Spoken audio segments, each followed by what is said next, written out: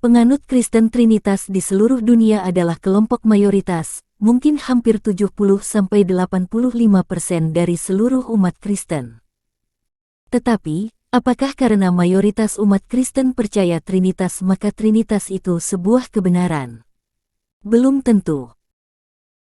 Kalau kita mencontohkan di waktu kita masih sekolah, misalnya di dalam satu kelas ada 40 orang. Mungkin jumlah siswa-siswi yang tergolong pintar di atas rata-rata kelas hanya sekitar 10–15 orang saja. Atau 37,5% saja. Berarti ada 62,5% sisanya yang daya pikirnya tidak menonjol. Kalau di kelas itu diadakan voting untuk menjawab pertanyaan, maka siswa yang pintar akan kalah suara, dan pendapat yang salah yang akan menang. Demikian jugalah tentang pengenalan kita tentang Allah, pendapat mayoritas jangan dijadikan sebagai kebenaran. Topik ini kembali saya bahas karena ada pemimpin gereja yang mengatakan bahwa agama Kristen dan agama Islam sama-sama menyembah Allah yang sama, dan ada umat Kristen yang tidak memahami apa itu Tuhan dan Allah, dan mengatakan Tuhan dan Allah adalah pribadi yang berbeda. Yesus berkata, "Aku dan Bapa adalah satu." Namun oleh kaum Trinitas telah memutilasi Allah yang satu itu menjadi tiga pribadi yang berbeda-beda dan berdiri sendiri, sehingga muncul pribadi-pribadi yang disebut Allah Bapa, Allah Anak dan Allah Roh Kudus. Apakah ada ayatnya yang mengatakan bahwa anak Allah adalah Allah, yaitu Allah Anak? Bukankah di 1 Korintus 8 ayat 6 sudah dikatakan, hanya ada satu Allah saja, yaitu Bapa, dan satu Tuhan saja, yaitu Yesus Kristus. Kalau hanya ada satu Allah saja, yaitu Bapa, atas dasar apa anak Allah disebut sebagai Allah? Di Yohanes 4 ayat 24 pun sudah dikatakan, Allah itu roh. Kalau Allah itu roh, apakah ketika Yesus sebagai manusia masih dapat disebut sebagai Allah? Bukankah di 1 Yohanes 4 ayat 2 dan 2 Yohanes 1 ayat 7 sudah dikatakan, Yesus Kristus telah datang sebagai manusia. Kalau sudah dikatakan bahwa Yesus telah datang sebagai manusia, mengapa masih ada yang ngotot mengatakan Yesus masih sebagai Allah? Anda juga mengatakan bahwa Yesus adalah Allah yang menjadi manusia. Kalau Yesus sudah menjadi manusia, apakah dalam keadaan manusia Yesus masih sebagai Allah? Kalau air telah menjadi uap, apakah uap itu masih disebut sebagai air? Di Roma 9 ayat 5 memang dikatakan bahwa Yesus adalah Allah. Mereka adalah keturunan bapa-bapa leluhur, yang menurunkan Mesias dalam keadaannya sebagai manusia, yang ada di atas segala sesuatu. Ia adalah Allah yang harus dipuji sampai selama-lamanya. Amin.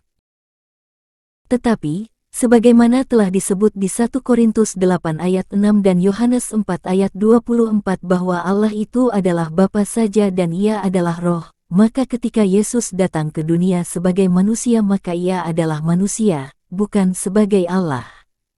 Sebagai manusia Ia telah menanggalkan kealahannya, dan Ia merendahkan dirinya menjadi sama seperti kita. Silahkan baca Filipi 2 ayat 5–8. Kalau saya mengatakan ketika Yesus datang ke dunia sebagai manusia maka Ia adalah manusia, bukan sebagai Allah, apakah saya salah? Bukankah mereka yang mengatakan Yesus yang datang sebagai manusia disebut sebagai Allah adalah yang sesat berpikir, dan dapat disangkakan sebagai orang-orang yang disebut di 2 Yohanes 1 ayat 7? Di 1 Korintus 8 ayat 6 dikatakan, Tuhan hanya satu, yaitu Yesus Kristus, dan di ayat lain dikatakan, Tuhan itu adalah Allah kita, dan Tuhan itu adalah Roh. Ayat-ayat yang mengatakan Tuhan itu adalah Allah kita. Yesus berkata kepadanya, ada pula tertulis, janganlah engkau mencobai Tuhan, Allahmu. Matius 4 ayat 7, Lukas 4 ayat 12. Maka berkatalah Yesus kepadanya, enyahlah iblis. Sebab ada tertulis, engkau harus menyembah Tuhan, Allahmu, dan hanya kepada Dia sajalah engkau berbakti. Matius 4 ayat 10, Lukas 4 ayat 8.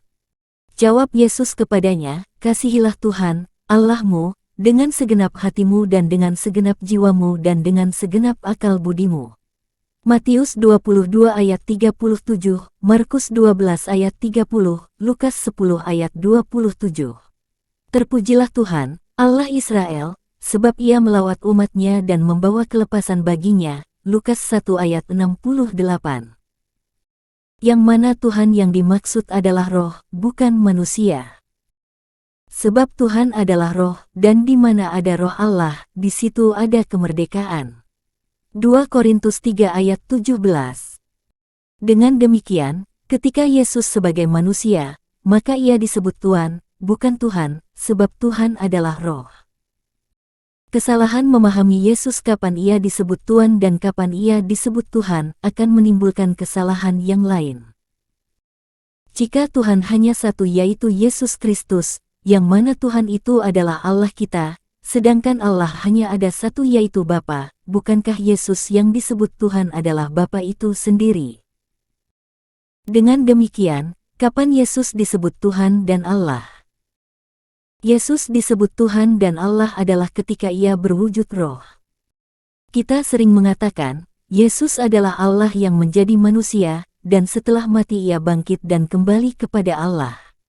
Yohanes 3 ayat 13, Yohanes 14 ayat 28, dan Yohanes 16 ayat 28. Jika digambarkan akan terlihat seperti di bawah ini.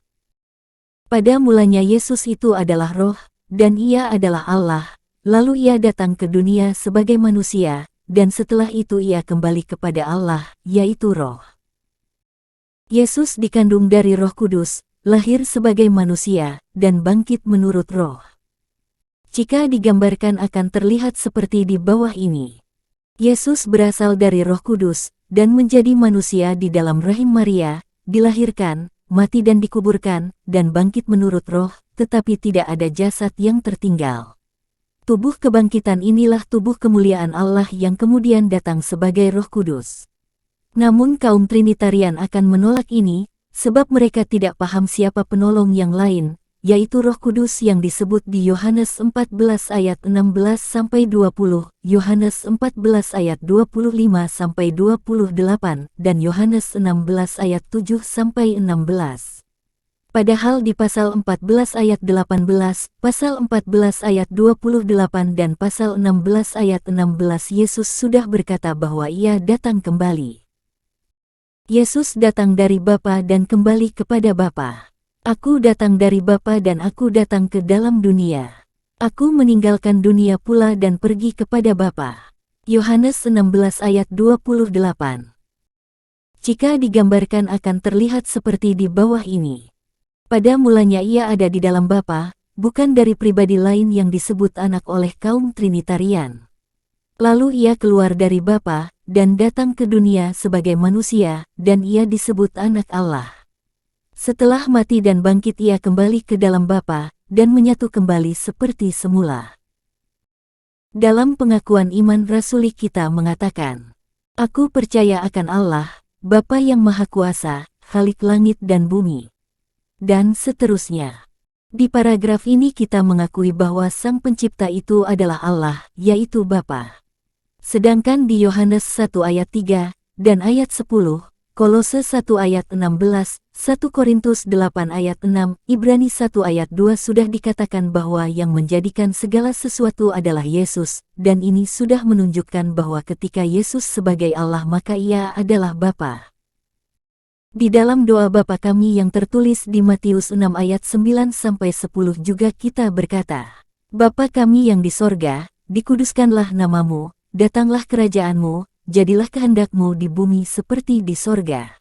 Di sini kita berdoa supaya kerajaan Allah Bapa dan kehendaknya terjadi di bumi seperti di sorga. Lalu di Matius 28 ayat 18 Yesus berkata, Kepadaku telah diberikan segala kuasa di sorga dan di bumi, sebagai jawaban doa kita di Matius 6 ayat 9-10. Kalau di dalam permohonan kita kepada Bapa yang di sorga adalah supaya kerajaan dan kehendaknya terjadi di bumi, dan faktanya Yesus yang datang sebagai Raja, dan Ia berkuasa di sorga dan di bumi. Maka jelaslah bahwa Yesus itulah pribadi yang disebut Bapa yang di sorga. Di dalam doa Bapa kami itu juga kita berkata, dikuduskanlah namamu. Siapa nama Bapa tersebut yang harus kita kuduskan? Bagaimana kita menguduskan namanya kalau kita sendiri tidak tahu? Di Yohanes 17 ayat 11-12 sudah dikatakan bahwa Yesus adalah nama Bapa yang diberikan kepada anak. Yohanes 17 ayat 11, dan aku tidak ada lagi di dalam dunia, tetapi mereka masih ada di dalam dunia, dan aku datang kepadamu. Ya Bapa yang kudus, peliharalah mereka dalam namamu, yaitu namamu yang telah engkau berikan kepadaku, supaya mereka menjadi satu sama seperti kita. Yohanes 17 ayat 12. Selama aku bersama mereka, aku memelihara mereka dalam namamu, yaitu namamu yang telah engkau berikan kepadaku. Aku telah menjaga mereka dan tidak ada seorang pun dari mereka yang binasa selain daripada dia yang telah ditentukan untuk binasa, supaya genaplah yang tertulis dalam kitab suci. Di Yohanes 15 ayat 16 dan pasal 16 ayat 23 pun Yesus sudah berkata, supaya apa yang kamu minta kepada Bapa akan diberikannya kepadamu dalam nama Yesus. Yohanes 15 ayat 16. Bukan kamu yang memilih aku, tetapi akulah yang memilih kamu. Dan aku telah menetapkan kamu, supaya kamu pergi dan menghasilkan buah dan buahmu itu tetap, supaya apa yang kamu minta kepada Bapa dalam namaku, diberikannya kepadamu. Yohanes 16 ayat 23. Dan pada hari itu kamu tidak akan menanyakan apa-apa kepadaku. Aku berkata kepadamu, sesungguhnya segala sesuatu yang kamu minta kepada Bapa, akan diberikannya kepadamu dalam namaku. Di Matius 28 ayat 19 Yesus berkata, pergilah, jadikanlah semua bangsa muridku dan baptislah mereka dalam nama Bapa dan Anak dan Roh Kudus. Siapa nama tersebut? Para Rasul sendiri di Kisah Para Rasul 2 ayat 38, pasal 8 ayat 16, pasal 10 ayat 48, pasal 19 ayat 5, pasal 22 ayat 16, dan lain-lain, selalu membaptis orang-orang di dalam nama Yesus. Bukankah nama Bapa, Anak dan Roh Kudus itu berdasarkan yang dilakukan para rasul adalah Yesus? Di Filipi 2 ayat 9-10 dikatakan bahwa nama Yesus adalah nama di atas segala nama, dan di dalam nama Yesus bertekuk lutut segala yang ada di langit dan yang ada di atas bumi dan yang ada di bawah bumi. Lalu di 1 Petrus 4 ayat 16 dikatakan, hendaklah memuliakan Allah dalam nama Kristus itu. Bukankah memuliakan Allah dalam nama Yesus adalah dalam rangka menguduskan nama Bapa? Mungkin ada yang bertanya, bagaimana dengan nama YHWH? Di Lukas 24 ayat 44 ia berkata kepada mereka, inilah perkataanku, yang telah kukatakan kepadamu ketika aku masih bersama-sama dengan kamu, yakni bahwa harus digenapi semua yang ada tertulis tentang aku dalam kitab Taurat Musa dan kitab Nabi-Nabi dan kitab Mazmur. Dan ketika Yesus disalibkan, di Yohanes 19 ayat 19 dikatakan, dan Pilatus menyuruh memasang juga tulisan di atas kayu salib itu, bunyinya, Yesus, orang Nazaret, Raja orang Yahudi, dan inilah yang kita kenal dengan Inri. Di bagian mana di kitab Perjanjian Lama yang menubuatkan Inri ini? Bukankah Inri dalam bahasa Latin ini adalah YHWH dalam bahasa Ibrani? Inri adalah singkatan dari Isus Nazarenus, Rex Judaeorum, yang artinya, Yesus orang Nazaret, Raja orang Yahudi. YHWH adalah, Yeshua HaNazarei, Wemelek HaYehudim, yang artinya, Yesus orang Nazaret, Raja orang Yahudi, yaitu yang tertulis di Yohanes 19 ayat 19. Di Keluaran 9 ayat 16 dikatakan, dan supaya namaku dimasyurkan di seluruh bumi. Tetapi orang Yahudi tidak berani menyebut nama YHWH selain dengan mengatakan Adonai, sehingga dengan nama YHWH, nama ini masih tersembunyi, jarang disebut dan diperkenalkan kepada banyak orang. Di Yesaya 52 ayat 6, tentang nubuat kedatangan Yesus dikatakan, sebab itu umatku akan mengenal namaku, dan pada waktu itu mereka akan mengerti bahwa akulah dia yang berbicara, ya aku.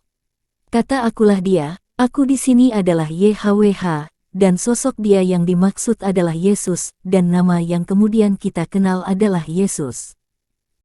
Di Kisah Para Rasul 9 ayat 15 dikatakan, tetapi firman Tuhan kepadanya, pergilah, sebab orang ini adalah alat pilihan bagiku untuk memberitakan namaku kepada bangsa-bangsa lain, serta raja-raja dan orang-orang Israel. Dan ayat inilah yang menggenapi firman Tuhan di Keluaran 9 ayat 16, supaya namanya dimasyhurkan di seluruh bumi, yaitu dalam nama Yesus. Yesus sendiri telah berkata, Aku dan Bapa adalah satu, Yohanes 10 ayat 30. Beberapa ayat yang lain yang menunjukkan bahwa Yesus dan Bapa adalah satu, antara lain. Milik Bapa adalah milik Yesus, Yohanes 16 ayat 15, Yohanes 17 ayat 10. Melihat dan mengenal Yesus adalah melihat dan mengenal Bapa, Yohanes 12 ayat 45, Yohanes 14 ayat 7-9. Beberapa ayat yang menunjukkan bahwa Tuhan Yesus memiliki keberadaan yang maha tinggi dan maha kuasa, antara lain. Yesus adalah Raja di atas segala raja dan Tuan di atas segala tuan. Tertulis di 1 Timotius 6 ayat 14-15, Wahyu 17 ayat 14, dan Wahyu 19 ayat 16. Yesus mendekati mereka dan berkata, Kepadaku telah diberikan segala kuasa di sorga dan di bumi. Matius 28 ayat 18. Kalau Yesus adalah Raja di atas segala raja dan Tuan di atas segala tuan, dan segala kuasa di sorga dan di bumi telah diberikan kepadanya, jika Yesus bukan Bapa, di mana kerajaan Allah Bapa itu? Tuhan Yesus berfirman, Akulah jalan dan kebenaran dan hidup. Tidak ada seorang pun yang datang kepada Bapa, kalau tidak melalui aku. Yohanes 14 ayat 6. Jika Bapa adalah satu pribadi tersendiri, mengapa hanya Tuhan Yesus satu-satunya jalan menuju kepada Bapa? Bukankah seharusnya bisa langsung kepada Bapa? Di luar aku kamu tidak dapat berbuat apa-apa. Yohanes 15 ayat 5. Jika Bapa bukan Yesus dan Roh Kudus bukan Yesus, sedangkan di luar Yesus kita tidak dapat berbuat apa-apa, lalu bagaimana dengan Bapa dan Roh Kudus? Bukankah Bapa lebih besar daripada Anak? Aku adalah yang awal dan yang akhir, Wahyu 1 ayat 17-18, Wahyu 2 ayat 8, Wahyu 21 ayat 6, Wahyu 22 ayat 13. Jika Yesus bukan Bapa, dan Roh Kudus juga bukan Yesus, apakah Tuhan Yesus lebih dahulu dari Bapa dan Roh Kudus? Atau apakah Yesus, Bapa, dan Roh Kudus adalah pribadi yang kembar tiga? Aku datang dari Bapa dan aku datang ke dalam dunia, aku meninggalkan dunia pula dan pergi kepada Bapa. Yohanes 16 ayat 28. Jika Yesus adalah pribadi anak yang berbeda pribadi dengan Bapa, seharusnya Yesus akan berkata, Aku datang dari anak Allah. Yesus berkata bahwa ia datang dari Bapa adalah karena pada mulanya ia ada di dalam Bapa, bukan pribadi tersendiri di luar Bapa. Jika Yesus datang dari Bapa, artinya sebelumnya ia duduk sebagai Bapa dan kemudian ia keluar dan datang ke dunia sebagai manusia. Di Yohanes 1 ayat 1 sudah dikatakan, pada mulanya adalah Firman, Firman itu bersama-sama dengan Allah dan Firman itu adalah Allah. Tentang Allah sudah dijelaskan di 1 Korintus 8 ayat 6, namun bagi kita hanya ada satu Allah saja, yaitu Bapa. Sehingga Yohanes 1 ayat 1 yang berkata, Firman itu adalah Allah, sama saja artinya, Yesus itu adalah Bapa. Tentang Yesus yang disebut Firman Allah. Yesus disebut Firman Allah adalah karena Bapa dan Roh Kudus ada di dalam dia. Yohanes 5 ayat 30. Aku tidak dapat berbuat apa-apa dari diriku sendiri, aku menghakimi sesuai dengan apa yang aku dengar, dan penghakimanku adil. Sebab aku tidak menuruti kehendakku sendiri, melainkan kehendak Dia yang mengutus aku. Yohanes 7 ayat 16. Jawab Yesus kepada mereka, ajaranku tidak berasal dari diriku sendiri, tetapi dari Dia yang telah mengutus aku. Yohanes 8 ayat 26. Banyak yang harus kukatakan dan kuhakimi tentang kamu, akan tetapi Dia yang mengutus aku, adalah benar, dan apa yang kudengar daripadanya, itu yang kukatakan kepada dunia. Yohanes 12 ayat 49. Sebab aku berkata-kata bukan dari diriku sendiri, tetapi Bapa, yang mengutus aku, Dialah yang memerintahkan aku untuk mengatakan apa yang harus aku katakan dan aku sampaikan. Yesus, yang penuh dengan Roh Kudus, kembali dari sungai Yordan, lalu dibawa oleh Roh Kudus ke padang gurun. Lukas 4 ayat 1. Dan sesudah berkata demikian, ia mengembusi mereka dan berkata, terimalah Roh Kudus. Yohanes 20 ayat 22. Yesus dikandung dari Roh Kudus, Matius 1 ayat 18, ayat 20, Lukas 1 ayat 35. Tidak percayakah engkau, bahwa aku di dalam Bapa dan Bapa di dalam aku? Apa yang aku katakan kepadamu, tidak aku katakan dari diriku sendiri, tetapi Bapa, yang diam di dalam aku, Dialah yang melakukan pekerjaannya. Yohanes 14 ayat 10. Percayalah kepadaku, bahwa aku di dalam Bapa dan Bapa di dalam aku, atau setidak-tidaknya. Percayalah karena pekerjaan-pekerjaan itu sendiri. Yohanes 14 ayat 11. Oleh karena itu, Yesus disebut firman Allah adalah karena Bapa ada di dalam dia. Ketika Yesus selesai dibaptis maka Roh Allah berupa burung merpati turun atasnya. Sejak itulah ia memberitakan tentang Injil. Dan Yesus sendiri dikandung dari Roh Kudus, ia penuh dengan Roh Kudus, lalu bagaimana kaum Trinitas memisahkan Yesus dengan Roh Kudus sebagai pribadi yang berbeda? Apakah Yesus yang disebut firman Allah berdiri sendiri dan terpisah dari Bapa dan Roh Kudus? Allah memiliki 7 roh, Wahyu 4 ayat 5, Wahyu 5 ayat 6, dan Sang Firman sendiri memiliki ketujuh roh Allah itu. Dan tuliskanlah kepada malaikat jemaat di Sardis, inilah firman Dia, yang memiliki ketujuh roh Allah dan ketujuh bintang itu, aku tahu segala pekerjaanmu, engkau dikatakan hidup, padahal engkau mati.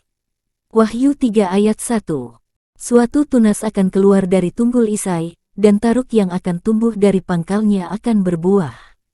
Roh Tuhan akan ada padanya, roh hikmat dan pengertian, roh nasihat dan keperkasaan, roh pengenalan dan takut akan Tuhan, Yesaya 11 ayat 1-2. Jika Yesus memiliki ketujuh roh Allah, bukankah Sang Firman dan Bapa adalah pribadi yang sama? Ada yang mengatakan bahwa Allah Bapa adalah Tuhan YHWH. Sedangkan tentang Mesias yang akan datang, yang disebut hambanya, Tuhan YHWH berkata, Aku tetap Dia. Di sini pribadi aku adalah YHWH sendiri, dan pribadi Dia adalah Yesus. Akulah Dia, di sini pribadi aku adalah YHWH sendiri dan pribadi Dia adalah Yesus. Aku yang terdahulu dan aku yang terkemudian, yang terdahulu adalah YHWH dan yang terkemudian adalah Yesus. Jika Sang Mesias yaitu Yesus adalah Tuhan YHWH sendiri, Allah Israel, yang datang sebagai manusia, mengapa Anda menolak jika Yesus sesungguhnya adalah Allah Bapa? Bukankah ketika Anda mengakui bahwa Tuhan hanya ada satu yaitu Yesus Kristus, dan Tuhan itu adalah Allah kita, sedangkan di kitab Perjanjian Lama kita mengenal bahwa Allah Israel adalah Tuhan YHWH, bukankah Yesus dan Tuhan YHWH itu adalah pribadi yang sama? Jika Sang Firman dan Bapa memiliki roh-roh yang sama, nama yang sama, memiliki kekuasaan yang sama, dan lain-lain, dengan demikian, pribadi Bapa itu adalah Yesus sendiri. Namun, kapan Yesus disebut Tuhan atau Allah, dan kapan Yesus disebut sebagai anak Allah? Di video sebelumnya saya pernah menjelaskan keberadaan Yesus seperti gambar di bawah ini. Di Yohanes 1 ayat 1-3 dikatakan bahwa pada mulanya firman itu adalah Allah, bukan anak Allah, dan firman inilah yang menjadikan segala sesuatu, dan dalam iman rasuli pun kita mengatakan bahwa yang menjadikan segala sesuatu adalah Allah Bapa, bukan Allah Anak atau anak Allah. Di kitab Perjanjian Lama terindikasi bahwa Mesias yang dijanjikan itu sebenarnya adalah Tuhan YHWH itu sendiri yang datang sebagai manusia, artinya Yesus sebagai Sang Mesias adalah Tuhan YHWH, satu-satunya Allah. Tidak ada Allah lain selain Dia, YHWH itu bukan Allah Anak dan bukan anak Allah. Ketika ia datang sebagai manusia yang dilahirkan dari rahim Maria, maka sejak itulah ia disebut anak Allah, yang artinya manusia yang berasal dari Allah. Ketika Yesus sebagai anak Allah, maka ia bukan Allah, tetapi ia sebagai seorang hamba, manusia yang sama seperti kita. Karena ia telah mengosongkan dirinya sendiri dari keberadaannya sebagai Allah menjadi seorang hamba. Silahkan baca Filipi 2 ayat 5-8. Di Yohanes 8 ayat 42 pun sudah dikatakan, kata Yesus kepada mereka, "Jikalau Allah adalah Bapamu, kamu akan mengasihi aku, sebab aku keluar dan datang dari Allah, dan aku datang bukan atas kehendakku sendiri, melainkan Dialah yang mengutus aku." Jika Yesus adalah Allah yang mengosongkan dirinya dan mengambil rupa seorang hamba dan menjadi sama dengan manusia, dan dalam ayat lain ia disebut keluar dan datang dari Allah, apakah pada saat demikian Yesus masih sebagai Allah? Tentu tidak. Jika disebut mengosongkan diri dari keberadaannya sebagai Allah menjadi seorang hamba, atau dengan kata lain ia disebut keluar dan datang dari Allah, dari roh menjadi daging, tentu sebagai manusia ia bukan sebagai Allah tetapi sebagai hamba Allah.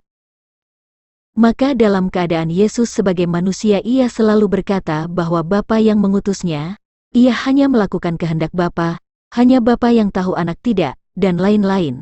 Karena pada saat itu statusnya hanya seorang hamba, yang mana seorang hamba tidak memiliki otoritas sebagai Tuan atau sebagai Raja atau sebagai Allah. Setelah Yesus bangkit dari kematian yang dibangkitkan menurut roh, maka menjelang ia naik ke sorga untuk kembali ke dalam hakikatnya Yesus berkata, "Kepadaku telah diberikan segala kuasa di sorga dan di bumi." Matius 28 ayat 18, karena ia kembali sebagai Allah yaitu Bapa, bukan lagi sebagai anak Allah atau seorang hamba.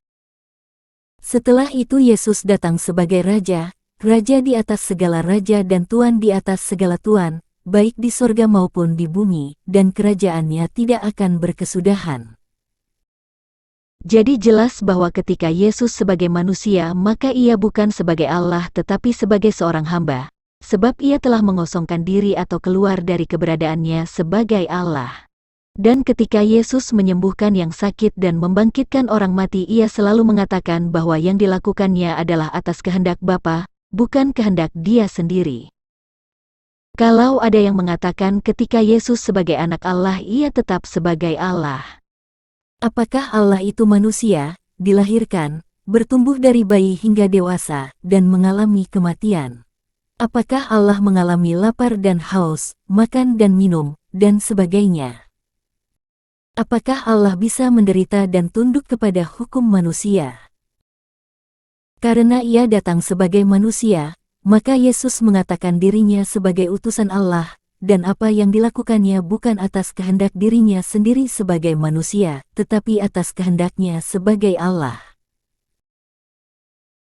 Kaum Trinitarian sering menjadikan kata kita pada kitab Kejadian 1 ayat 26 sebagai dasar untuk mengatakan Allah itu terdiri dari 3 pribadi, sebab kita adalah kata dalam bentuk jamak. Kejadian 1 ayat 26.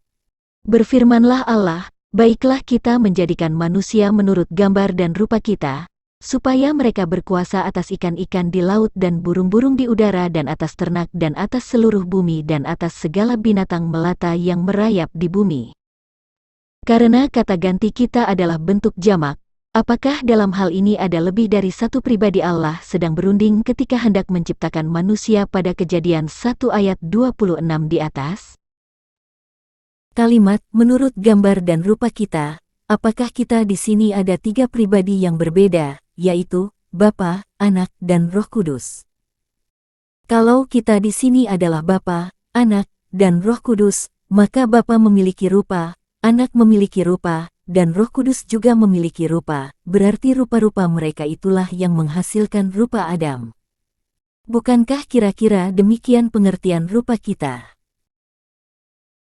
Ehad dan Yahid. Esa atau ehad, yaitu satu dalam bentuk unit, misalnya, satu kelas, satu sisir pisang, satu keluarga. Kata satu di sini menggunakan kata ehad. Satu atau tunggal disebut Yahid, misalnya, anak nomor satu. Satu di sini menggunakan kata Yahid, anak tunggal, tunggal di sini menggunakan kata yahid, dan lain-lain. Benarkah kalau disebut ehad berarti selalu satu dalam bentuk jamak atau kumpulan? Kata ehad diartikan sebagai satu dalam bentuk jamak, atau kumpulan, atau unit, dan dijadikan sebagai dasar untuk mengatakan bahwa Allah yang esa itu adalah satu dalam bentuk jamak, sehingga Allah yang esa itu terdiri dari 3 pribadi yang berbeda, yaitu Bapa, Anak dan Roh Kudus. Berikut ini saya akan memberikan contoh ayat-ayat Alkitab yang menunjukkan bahwa makna ehad bukan selalu satu dalam bentuk unit, tetapi ehad juga dipakai untuk mengatakan satu dalam bentuk tunggal, misalnya, seorang, seekor, sebatang, dan lain-lain. 1 Raja-Raja 3 ayat 17. Kata perempuan yang satu, "Ya Tuanku, aku dan perempuan ini diam dalam satu rumah, dan aku melahirkan anak pada waktu dia ada di rumah."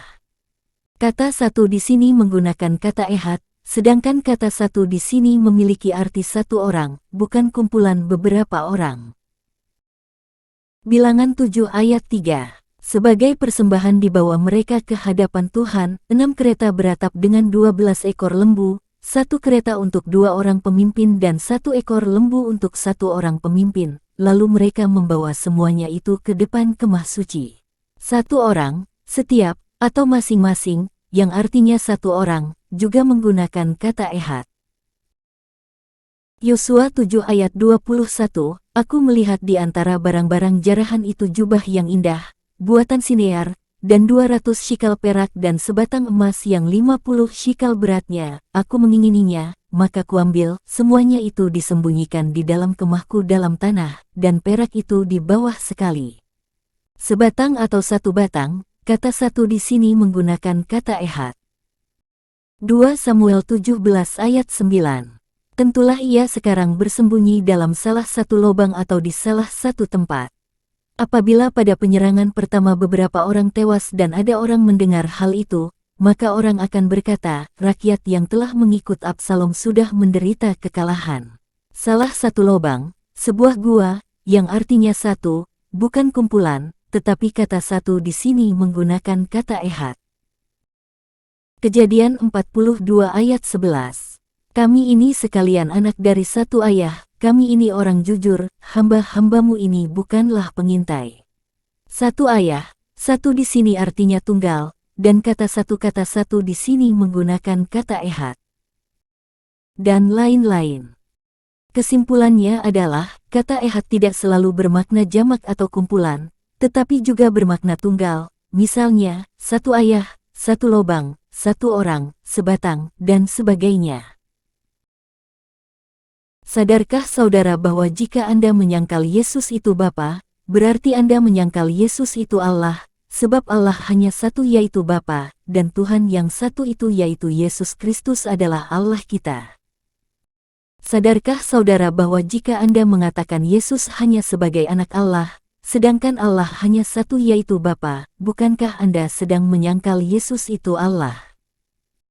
Di Yohanes 8 ayat 24-28 Yesus berkata, "Karena itu tadi aku berkata kepadamu, bahwa kamu akan mati dalam dosamu, sebab jikalau kamu tidak percaya bahwa akulah Dia, kamu akan mati dalam dosamu." Maka kata mereka kepadanya, "Siapakah engkau?" Jawab Yesus kepada mereka, "Apakah gunanya lagi aku berbicara dengan kamu? Banyak yang harus kukatakan dan kuhakimi tentang kamu. Akan tetapi Dia yang mengutus aku adalah benar, dan apa yang kudengar daripadanya, itu yang kukatakan kepada dunia." Mereka tidak mengerti bahwa Ia berbicara kepada mereka tentang Bapa. Dia yang dimaksud di sini adalah Bapa, sebab di ayat 27 Yohanes mengatakan bahwa Yesus berbicara kepada mereka tentang Bapa. Dan di Yohanes 8 ayat 42-44 Yesus juga berkata, kata Yesus kepada mereka, "Jikalau Allah adalah Bapamu, kamu akan mengasihi aku, sebab aku keluar dan datang dari Allah, dan aku datang bukan atas kehendakku sendiri, melainkan Dialah yang mengutus aku. Apakah sebabnya kamu tidak mengerti bahasaku? Sebab kamu tidak dapat menangkap firman-Ku. Iblislah yang menjadi bapamu dan kamu ingin melakukan keinginan-keinginan bapamu. Ia adalah pembunuh manusia sejak semula dan tidak hidup dalam kebenaran. Sebab di dalam dia tidak ada kebenaran. Apabila ia berkata dusta, ia berkata atas kehendaknya sendiri, sebab ia adalah pendusta dan bapa segala dusta. Dari sini Anda harus paham bahwa ketika Yesus sebagai manusia maka ia dipanggil dengan Tuan, karena orang Yahudi menyangka bahwa Sang Mesias itu adalah seorang manusia yang duduk di atas tahta Daud sebagai raja, dan Yesus disebut Tuhan adalah karena ia adalah Allah. Silahkan direnungkan.